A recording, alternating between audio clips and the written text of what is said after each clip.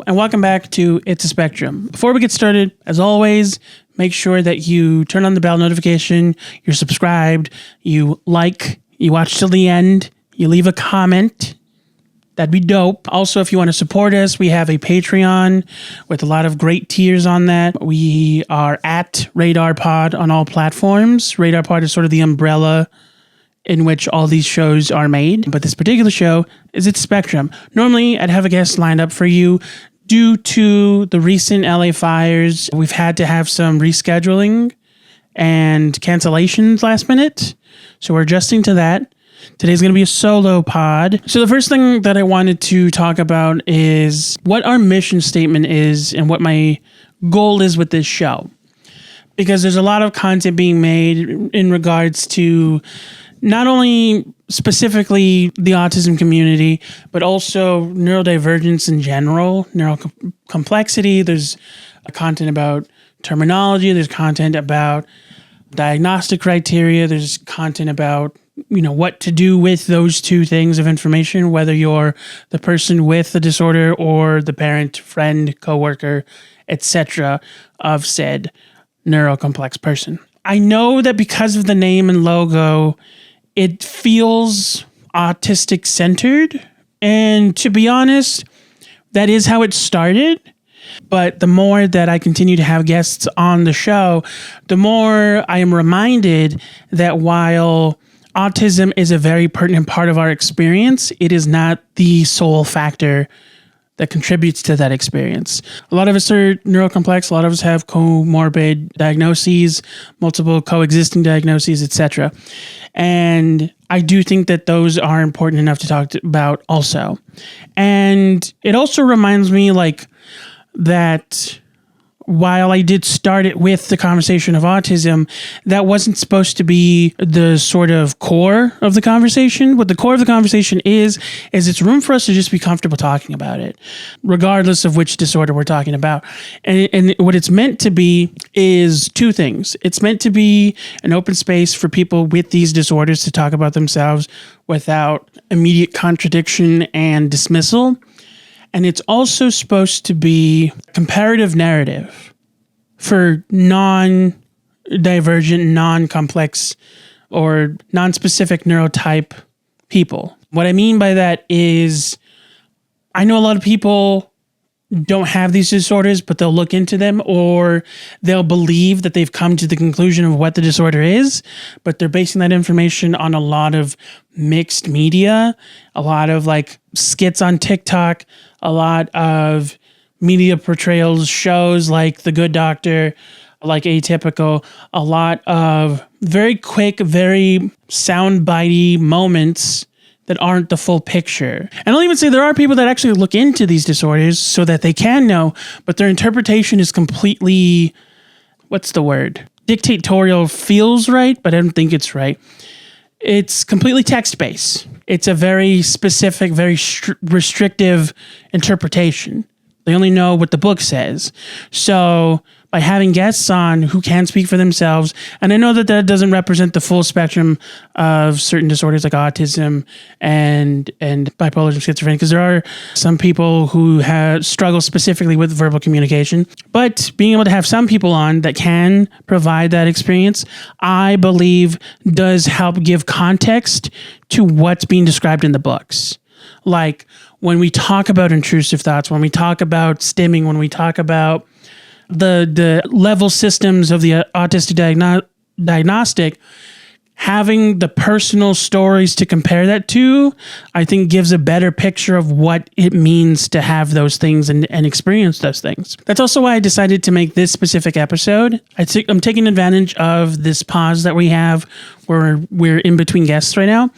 And I'm going to go over some common misconceptions that I run into. These are not all the misconceptions. If people want to comment anything that I forget today in the comment sections at the end of this video, I'm more than happy to do a part 2 to this and even make a whole series specifically about this concept, because there's a lot of things that I feel like are just misconstrued. And sometimes it's not intentional and sometimes it is. It can be very frustrating when it is, and I'll get more specific as we go on. Some of it is intentional, some of it isn't. Regardless of which is which, I think that sometimes we just need to make room to just lay things out flat for everyone to understand.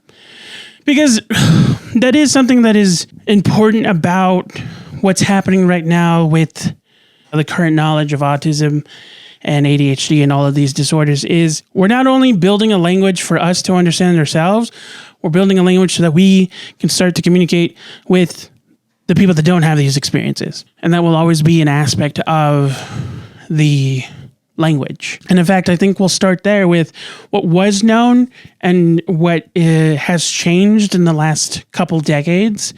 Primarily, the upgrade from the DSM-4 to the DSM-5, which happened in 2013. So the previous 80 years before 2013, there was pathological defiance disorder. There was things like Einstein syndrome, which I think are still a recognized disorder today, but it's not affiliated with autism. There was autism disorder, and there was Asperger's syndrome. And up until that point, these things were considered similar, but the distinctions were made because of the difference in manifestation. A lot of this reaches back to the days of Johann Asperger and other scientists of the like who were trying to look for these distinctions. So that's where we start using terms like high and low functioning. Those terms originally were to describe, it gets a little complicated, and a lot of it is personal interpretation, I will admit, but some of it is also a factual interpretation. High and low functioning originally were comparisons to distinctualize people who exhibited symptoms that were more common with autism disorder and people who showed less of that or whose symptoms diluted over time. Namely, being nonverbal, being able to respond to command, being able to problem solve were deficits that were either non-existent in some of the people in these trials, or they would go away as they got older. The issue with this era of research is that because they were looking for differences, they weren't considering these things the same thing. And so it created this level of separation that feeds into today.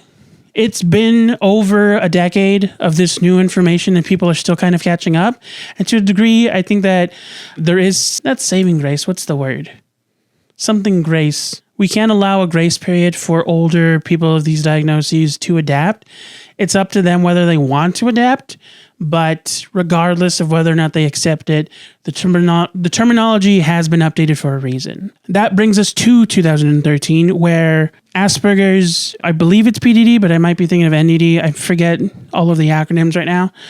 And autism disorder were all combined into autism spectrum disorder. So regardless of the classification, they are all forms of autism spectrum disorder, which means regardless of how it manifests, as long as you're meeting the criteria for autism, it is autism. That also brings me to one of my clarifications that I want to address, because it's one of the things I find most frustrating with non-autistic or non-identified people who talk about autism.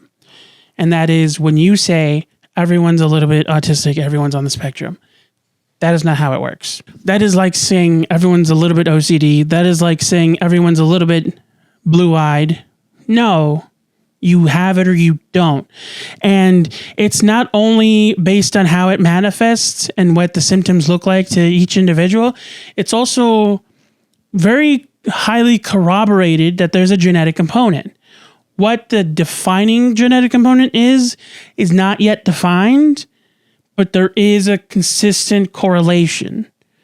So we can't say that it's just in the genes, but we can say that when it manifests in older generations, it is more likely to manifest in the direct lineage of those generations. And that is true about most disorders. So whether it's autism, obsessive compulsive disorder, ADHD, or even bipolarism, there's a large genetic component to it.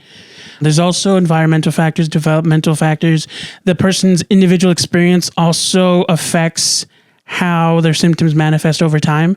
For instance, if I got diagnosed at 15, and by then I had gone through a lot of different processes. A lot of them were confusing. I wasn't immediately diagnosed before this, but there were a lot of conversations about whether or not I had something. And over time, I was getting some level of support, not only from home, but also from school. And in fact, I always say this, my mom strived very consistently and what's the word? She tried very hard to make sure I had support and that I wasn't just dismissed and cast aside like a lot of kids were, even in my generation, specifically, I'll say it, Black and brown kids, especially Black and brown women, but in general, these minority groups were diagnosed less to the point where it still affects the statistics of the diagnosis levels today. New studies have shown that it actually, in a lot of circumstances, when you take things like class, upbringing, environment into consideration, when you do case studies of large groups of children, it is actually shown that in certain demographics, it occurs more. I can't cite the specific research paper right now off the top of my head because I've collected a lot of information. And so it's scrambling and it's filtering through my brain, through my mouth, into the mic in front of you. So not everything's going to be perfect. I will say that where it started with me was Hank Green, who's participating on the show, SciShow, and he does an entire video, not on every single aspect of autism necessarily. Like he doesn't go super in depth necessarily, but he does give a very consistent breakdown of the current knowledge of autism spectrum disorder. And I think that he was a really good resource for me when I was preparing for this episode. There's also regional channels. Like if you're in Southern California, the Department of Rehabilitation does make videos mostly about child development in regards to autism spectrum disorder, but in general, they do talk a lot about the DSM-5, the criteria, the level system. So at the time that I was officially diagnosed on paper, and I have the copy with me, I had developed a lot of masking and coping mechanisms that helped. If I had been diagnosed at a younger age, I want to say between 4 and 8, I definitely think that I would have been categorized at a lower level. Right now, I believe that I am considered a level 1 or on level 1 of the autism criteria diagnostic, but there was a lot of symptoms that faded over time or that I learned to cope with that were much more substantial and consistent as a kid, namely trouble with communication. I had very specific struggles with picking up on cues, responding to my name. I was nonverbal until I want to say late age of 4, early age of 5. And that does bring us to another thing that's current information, which is the level system. So before I mentioned that we'd use the terms high and low functioning, but those were specifically in regards to whether or not somebody could mask or at the very least cope and exhibit behaviors that were deemed appropriate.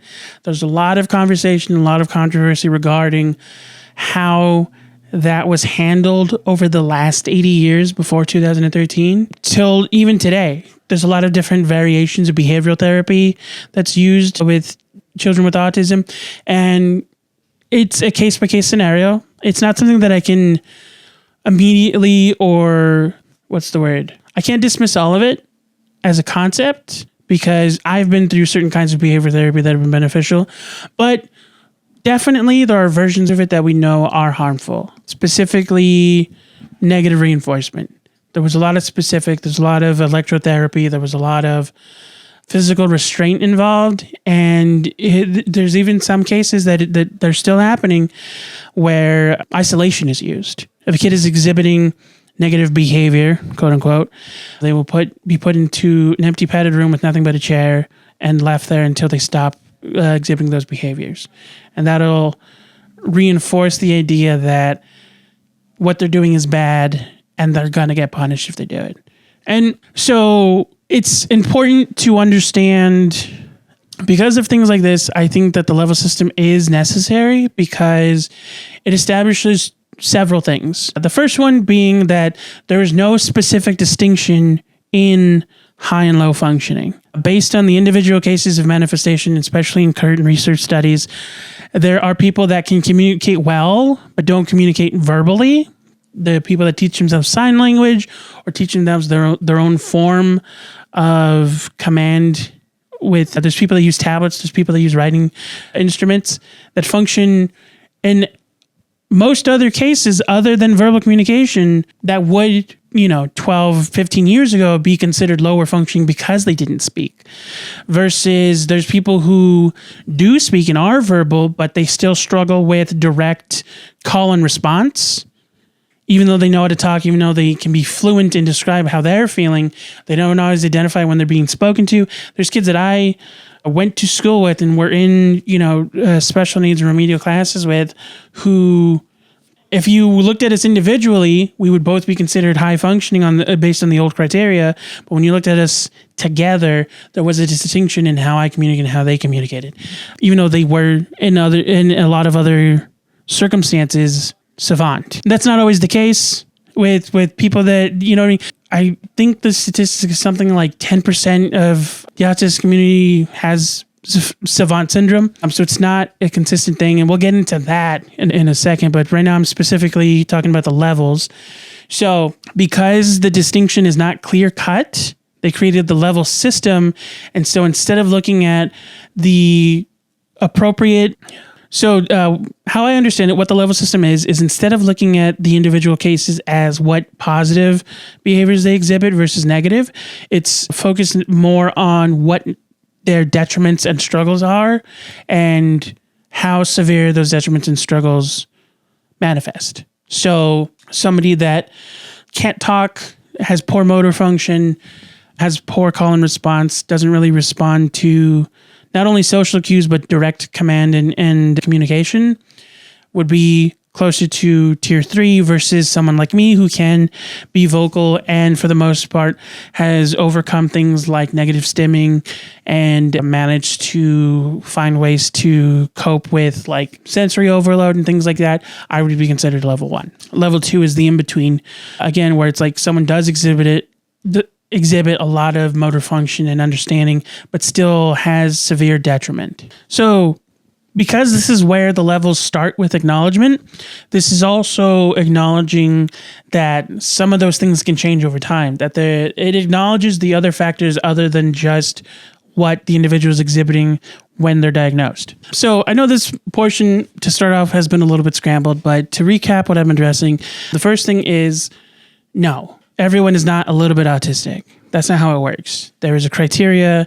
And it's not just if you interpret this criteria the right way, you might be autistic. It's like you have to go through the process of identification. And that's not to say specifically that you need to be diagnosed, but I'm saying it's not just you hear this thing on TikTok and say, well, I kind of do that. It's like, no, it surrounds a specific experience, a specific feeling, a specific correlation in your brain that makes it different from everyone else. The way I interpret it, and I will establish now that this is my personal theory about autism. Autism at its core is a processing disorder. I believe that regardless of how you manifest along the spectrum once you're an adult, where we all start with autism is we have a neural system that doesn't know what is and is not important information.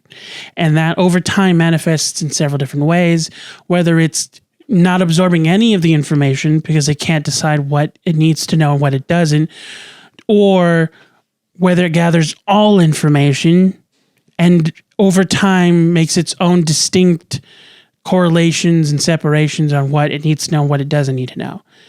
Because the things that I see the most common and developed, regardless of where you land on the spectrum, is either a detriment in responding to social cues and command, or what is often, and it's not completely binary. This is just, again, personal interpretation. Or the other side of it is when we hyper-focus, when we get the rest of the world blocks off to what we're focused on and excited about and want to talk about. And I think that's also why we collect information. Sometimes it's specific to what we like, and sometimes it's just passive information that we didn't know we didn't need, so our brain just took it and ran with it. I believe that's where that comes from. And I believe that at its core, it is a processing disorder that affects the development of the individual. And that's why there's so much variation in the disorder. That's why there's such a wide variety to the point where the criteria is described as a spectrum. Now, the next part that I would like to address is the part I'm just mentioning, which is what is the autism spectrum? Something that Hank Green pointed out in his video that I often have to remind myself of is the spectrum itself is also interpreted differently depending on how it's used, but it is still consistently one specific concept. It can be used to describe the variation in functionality between several individuals with autism. It can also be described as statistical differences. The way that I describe it to people that otherwise didn't know before is it's similar to baseball statistics, like baseball cards. On the back of every card of every player, there are statistics, and a lot of those statistics are in the same criteria: batting averages, home runs, fouls, outs, etc., and so on. And so there's a wide variation in those statistics and the combination of statistics, but they are all still specific to baseball. In that same theme or thought process, the spectrum is a collection of different criteria specifically associated with what is defined as autism spectrum disorder. And each individual that is diagnosed with that disorder has a score in those categories, and those scores vary. So in the same way that baseball players have different statistics, autistic people have different statistics, specifically pertaining to what is defined as autism spectrum disorder. So that also reinforces what I was saying before, that the only way to have the statistics is to be autistic. That wasn't supposed to rhyme. If you don't have autism, you don't have a score in those categories. You might, for other reasons, have detriments in a similar way, but if it's not the way that's defined by the criteria in the diagnostic, then it's not autism. And I'll give a specific example for that. ADHD and autism both experience a form of sensory overload, but they're happening for different reasons. For someone with autism, as I said before, their brain can't filter what is and is not important information, so they're hearing everything. If they're sitting at a diner, they're hearing the sizzle of the grill combined with the buttons on the cash register, combined with people's pens and pencils writing down on notepads, combined with everyone talking, combined with scraping chairs and doors opening and closing and glass and metal scraping against each other. They're hearing all of it all at once. If you're not autistic, your brain naturally filters that out, so you're focused on what's directly in front of you. Even if you are hearing more than is just your individual personal space, you are still only hearing what you've decided is relevant. You're only hearing your plates clatter. You're only hearing the fact that you're in a restaurant. In your brain, you describe all of that noise as one specific noise, which is background restaurant noise.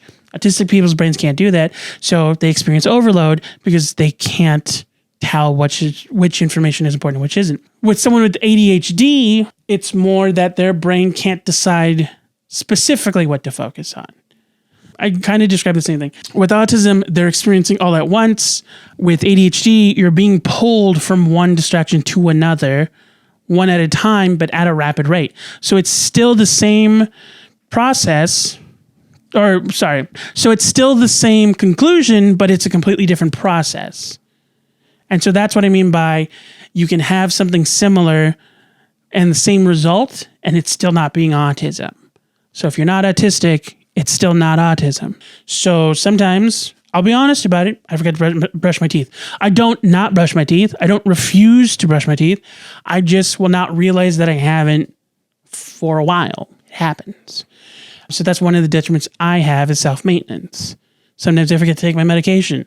And that's kind of the biggest struggle with having ADHD medication is at the end of the day, you still have to remember to take it in order for it to work.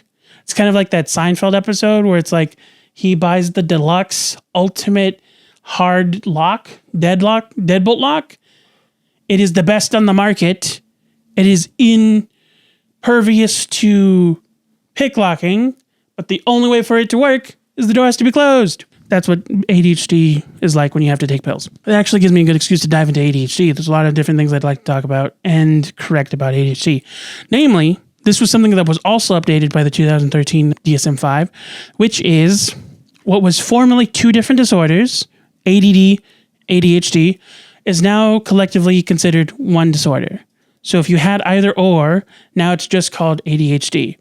I believe, there are some conversations about changing them again, but more because the term attention deficit hyperactivity disorder does not fully convey everything that goes on with having ADHD.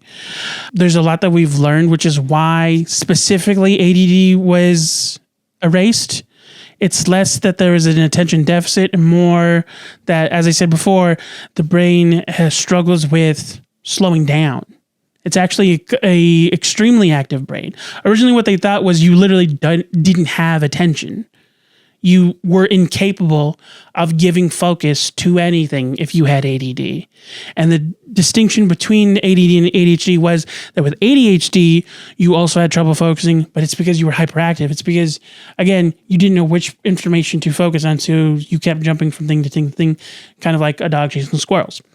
They did a study prior to the update of the DSM-5, prior to 2013. There was a study that reevaluated previous individuals who were diagnosed either ADD or ADHD, and they studied them over long terms of observation. And what they discovered was almost consistently, I don't want to say exactly 100%, but I want to say close to 90%, high majority of these individuals, when giving a longer period of observation, would manifest other symptoms than they had before. Those that had ADHD would also start to show symptoms of ADHD, and conversely, those with ADHD would also start to show symptoms of ADD. And it was concluded that they are part of the same deficit. They are the same disorder. And I believe how it's recognized now is it's, again, not that the person is incapable, but that there is a not disassociation, there's a disconnect between the part of the brain that collects information and the part of the brain that applies that information. And it's what is currently called executive dysfunctioning. There's other different variations to executive dysfunctioning. Sometimes it is from overload, sensory overload. Sometimes it is from a variety of factors that range from long-term activity. You know, when you grind and burn the candle at both ends on a project, and then afterward you can't do anything because you've used all of your mental space.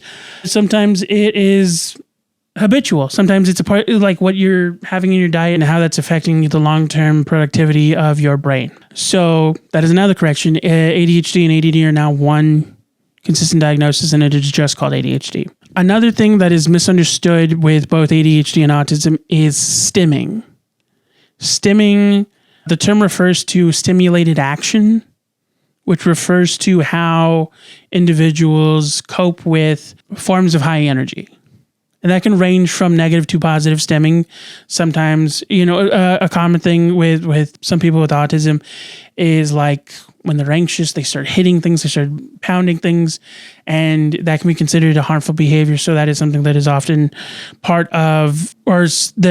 that is often something that's specifically targeted when dealing with behavioral therapy with autistic people.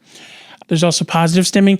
What I'm trying to clarify before I get too far down the rabbit hole is everyone stims, but it is a specific manifestation in people with ADHD and people with autism. Tapping your fingers is stimming. Humming is stimming. It is your brain currently being active and having excess energy, and you finding ways to burn that off because you're not actively using all of it. How it differentiates with people with ADHD and autism is that it's fueled by a lot of extreme stimulus. So like negative stimming is often autistic people reacting to being overwhelmed, whether it's anxiety induced, whether it's environmental. And again, whether it's like habitual, like based on, having too much sugar in your diet, having too much caffeine in your diet. And there's also positive stimming. I've noticed, I can't say that this is specifically an autistic thing. I'd say that I see it a lot more with autistic people personally than with non-autistic people. But another thing that being seen as positive stimming, whether you're autistic or not, whether you're ADHD or not, is dancing when you're eating food that you like. It's such a specific thing, I know, but I know so many people that do it, regardless of how they identify. And it's often just a little shuffle The thing I compare it to, and I feel like most people are doing it because they've seen this, is Winnie the Pooh when he eats honey. He does a little dance. And so that's a form of positive stimming. Like jumping up and down is positive stimming. Autistic people sometimes do they're not handshakes, not jazz hands, but they do this, or some form of hand flapping was the term. And that can also be a positive stim, a positive reaction to, or a reaction to positive stimuli.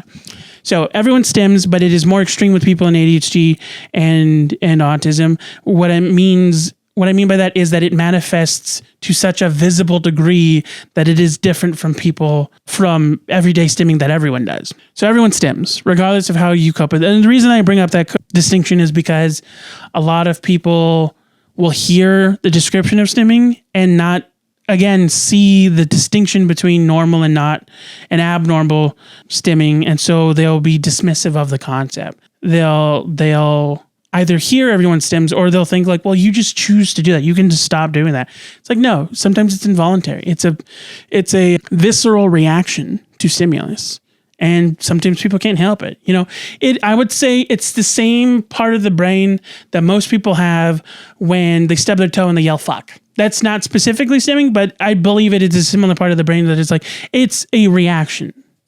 And so that's why I wanted to also comment on stimming. The last thing that I want to talk about, and it's something that I can sometimes be excited about, and I don't mean like happy excited. I mean like I can be, for lack of a better phrasing, aggressive in tone when I talk about this.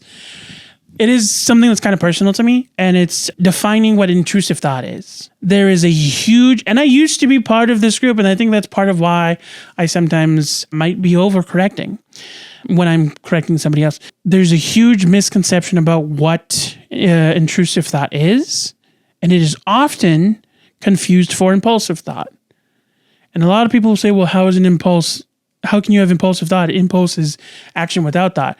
It's like, no, you have the thought first of something you want to do, and then without giving it further thought, you do it. That's impulsive thought. You still thought about it first, but without actually considering the ramifications, you decided you did it because you wanted to do it.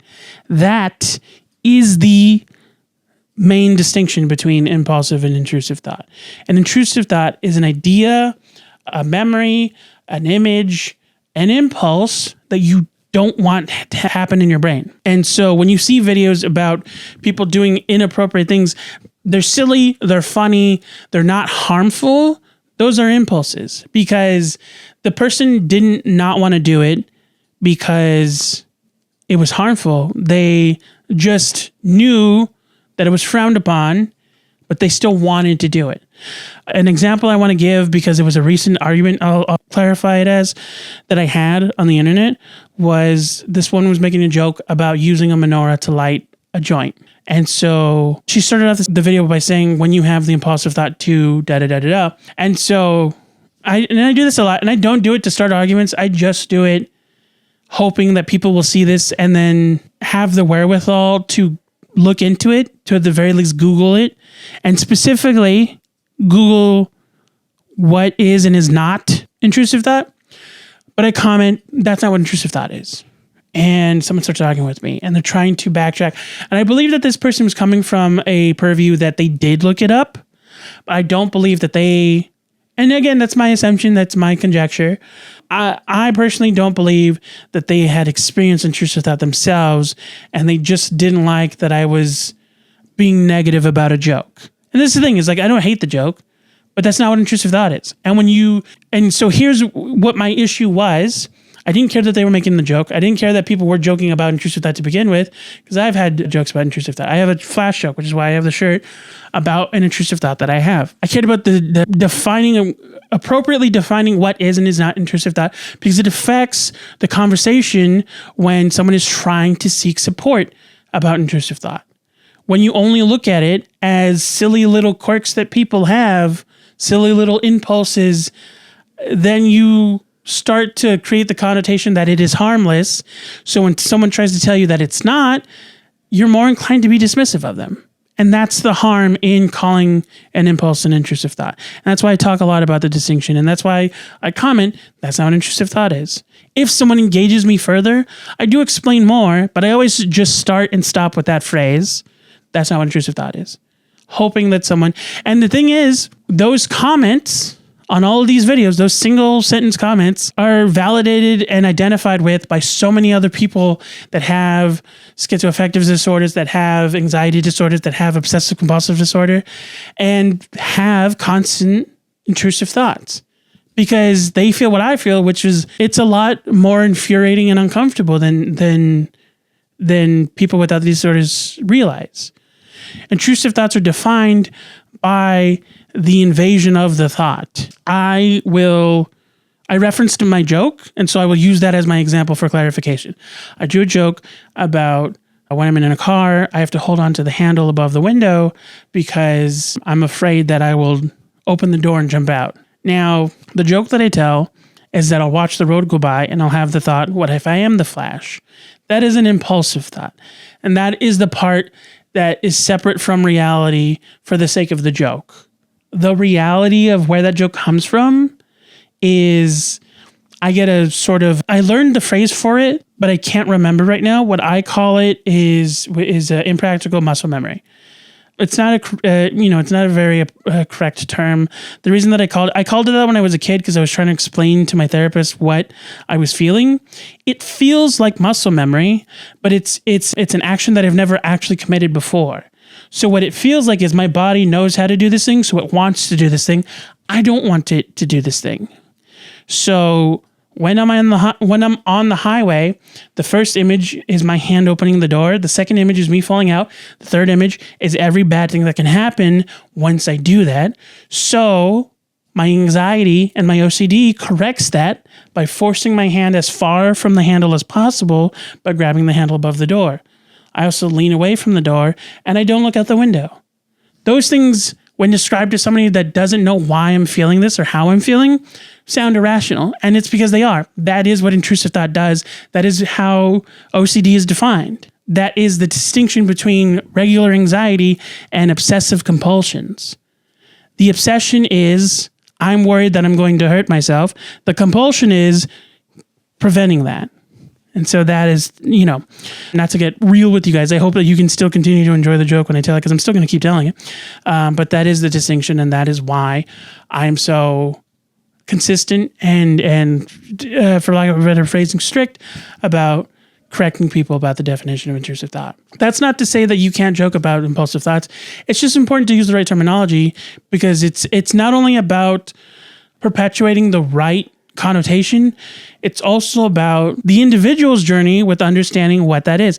Because someone who thought that was intrusive thoughts might be finding out that it's impulsive thought, and now they know where to look for information about what they're feeling, because they might be told that that's an intrusive thought, and then they look up what that is, and then they look it up as a coping mechanism to trauma, and now that might inadvertently give them the intrusive thought that now there's something they didn't know was quote unquote wrong with them.